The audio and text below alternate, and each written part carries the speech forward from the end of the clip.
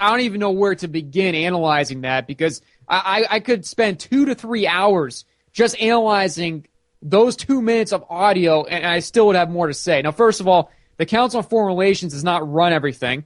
This Council of National Policy Group does not want to bring back the Bill of Rights, the Constitution. I think that is pretty clear. And I don't know. I mean, Josh, you want to take it from here? Yeah, I mean, there's so much to get into. Look, here's the thing. First off, yeah, he goes and says, well, they don't. This is stuff from 20, 30 years ago. Yeah. And you know what? How much of your information that you're basing on this New World Order is going from 20, 30 years ago? How much of this stuff do they reference and saying, oh, yeah, Carol Quigley wrote freaking Tragedy and Hope 40 years ago, folks? Give me a freaking break here. I mean, you want to put a shelf life. We're talking about shelf life here. We might as well just do away with all the friggin' research. I mean, Eustace Mullins was exposing the Federal Reserve 60 years ago, folks. I mean, if truth has a shelf life, we might as well just throw the baby out with the bathwater here and be done with this whole damn thing. I mean, it's ridiculous. It just makes my blood boil because, I mean, well, I don't know. These people focus on one group. Oh, really? Well, what about that film you made, Mr. Jones, where you say, picture a pyramid. You have a pyramid. At the tip top is the Bilderberg Group. And, where he's giving people this idea that there's this pyramid structure, and at the tip top of it, you have the Bilderberg Group, and that's it, and there's nothing else above them. There is no Committee of 300. There is no Club of Rome. There is no Knights of Malta. There is no priest class. There is no Vatican. There is no Council for National Policy. There is no Heritage Foundation. There is no Unification Church of the Reverend Sun Myung Moon. There isn't a damn thing besides the Bilderberg Group at the very top of it. That's all that it boils down to. That's it. And then this whole thing of, well, I don't believe in the false left-right paradigm. You hear them say that all the time. I don't believe in the false left-right paradigm. But yet, by the way, since Ron Paul's not in the running anymore, we need everybody to get out there and support Chuck Baldwin, please. Get out there and support Chuck Baldwin. Or get out there and support Ron Paul, both on the right. I don't believe in the left-right paradigm, but all these phony damn liberals that are attacking us are evil. And then, of course, I don't focus on one group. Well, you focus on but the CFR run everything. How in one breath can anybody say, I don't believe in focusing on one group, and then turn around in the next breath and say, but the CFR run everything? I mean, folks, if see, that's the thing is, that's what I love about our audiences, Lee, is we have intelligent audiences with discernment. If you and I try to talk to our audience one time the way this guy talks to his audience, people would be asking for our heads on a freaking platter. Why? Because we have smart, intelligent people that know what the hell's going on that listen to these shows, and they wouldn't for a second put up with one of us saying, wait a second, how can you say you don't believe in a false left-right paradigm or focus on one group and then say one group is in charge? And for a moment, none of us have ever said the Council for National Policy is more powerful.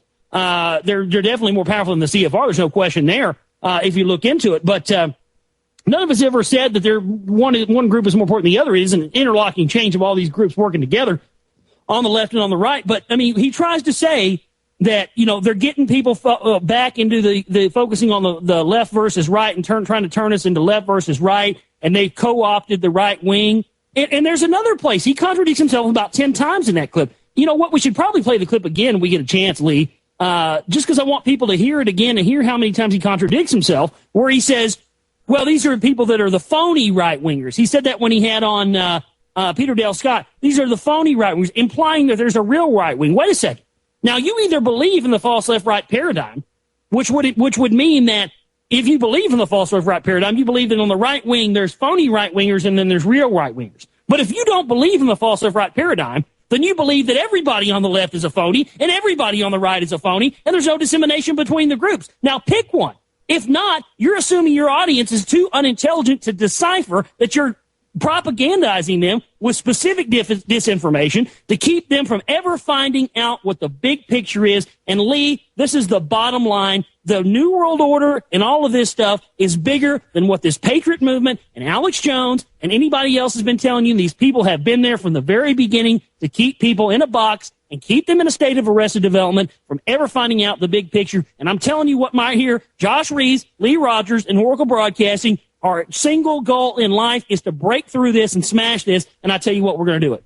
Absolutely, Josh, and I tell you what, look, I mean, it's obvious with those two clips, this man does not want to talk about the Council for National Policy, despite the fact that a lot of his regular guests happen to have affiliations with this group. Gee, I wonder why he doesn't want to talk about it, since you have guests that come on his show on a regular basis and still continue to come on his show on a regular basis, despite all the questions that he's getting about this group. I think it shows without any sort of doubt that this guy is trying to hide something. He's a gatekeeper, and that's all there's to it. And you start looking at that clip specifically, and that in a microcosm sums up the problem that we have here.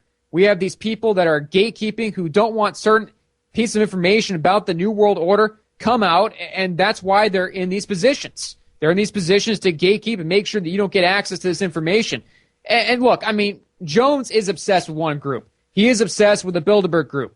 He thinks the Bilderberg Group is behind everything. That's the one group that he sells, and he even said it in his clip. And he even said the Council on Foreign Relations ran everything as well. I don't know where he got that. But, I mean, look, this is why Bill Cooper awarded this man the BS Artist Century of...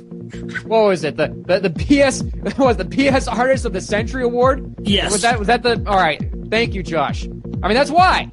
I mean, you can tell why just based upon that one clip. It's ridiculous. Oh, all right, well, on the other side, we'll play the clip again, and then we'll wrap this up in the last segment. Stay with us, folks.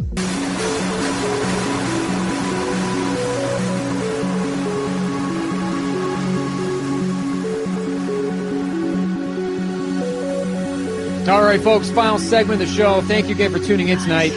And, I tell you what, look, there is a reason why these people do not want to talk about this information. It's plain as day. I think we've documented why they don't want to talk about it and why they are gatekeepers. And look, I mean, it's a fact that these people bring on all these people that are affiliated with the Council for National Policy on their shows, and they act as if these are credible people. And it's all part of this controlled opposition type of circus that they run. And that's all there is to it. And Josh, I'm going to play this clip one more time, and then I'll get your final thoughts on it, then we'll wrap up the show. But look, again, when you look at these various groups, when we look at the Bilderberg Group, how Joseph Redinger, which was the guy I was trying to find his name earlier, he was associated with founding the Bilderberg Group. It just shows you that there is this different mishmash of all these people that work with all these different groups, and you can't just pigeonhole one group. There are many different groups encompassing this boogeyman called the New World Order that is essentially pushing ahead towards global government. But let's play this clip of Alex Jones from his show earlier today talking about the Council of National Policy, and then we'll get Josh's final thoughts on it. All right, George, Steve, Josh, and others, I'm going to get to you in a moment. I have looked more into this Council for National Policy because I keep getting emails and calls about it, and people saying, I've heard you're part of it, or I've heard Ron Paul's part of it, or I've heard this guy's part of it, that guy's part of it. So I knew I'd heard of it before in association with Blackwater from some professors and people we'd had on. And so I went and looked it up. It's kind of like a junior CFR. They have lots of these things that have, Robert's Rules or wherever where you don't talk about what goes on in the meeting.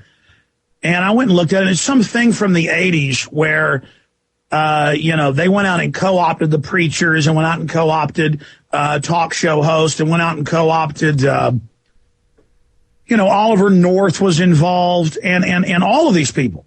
And then when I look at the list of people that were involved in this, I know most of them have even come out and, this was the 80s. It's easy in 2009 to go, look at this group.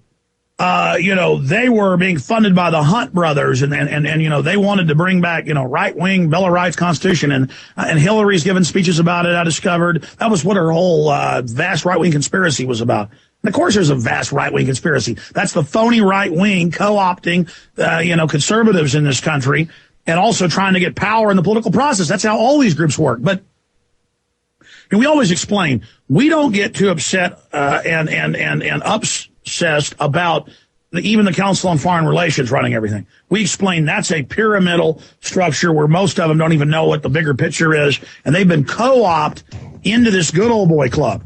Trilateral Commission's a lot smaller. It's pretty much all insiders. Bilderberg, total insiders. But there's all these other groups. But I mean, the endless obsession with, was somebody part of a right-wing group 25, 30 years ago. Meanwhile, all hell's coming down on us. The bankers are taking over right now, and they're trying to get us to fight off of left, right. All right, Josh. Well, I guess the CMP, according to Jones, is the junior CFR, which is the most absurd statement I think I've ever heard. But I'll give you the floor. Well, I don't even know what else to say about that clip other than the fact that it choked me up even listening to it. I mean, the co-opted. I mean, how can you co-opt something? I see somebody in the chat room saying, I bet the CMP started the campaign for liberty. Well, Anon 9744 in the chat room, I'll give you a little tip to that. Guess who one of the speakers at the rally for the Republic was? None other than Grover Norquist, who is an open McCain supporter and a Council for National Policy member. But here's the whole thing. Trying to say that they were co-opted. They co-opted preachers and co-opted all these people and brought them into the Good Old Boys Club. No. This group was started by the high-level evangelicals that are Vatican people that are working on behalf of the priest class in this country that are posing to be Christians. This was the whole plan, was to make people who believe in freedom and liberty look like kooks. This is why they always run these loser candidates, Lee, that talk about freedom and liberty. This is why they always run these campaigns into the ground. This is why they run the Pat Buchanan campaign into the ground. This is why they ran the Ron Paul campaign into the ground, is to make anybody who believes in the New World Order, to make anybody who believes in freedom and liberty and the Constitution, this stuff, look like losers and look like extremists. And this has been the job. This is the job of Alex Jones. This is the job of Ron Paul. This is the job of all these clowns.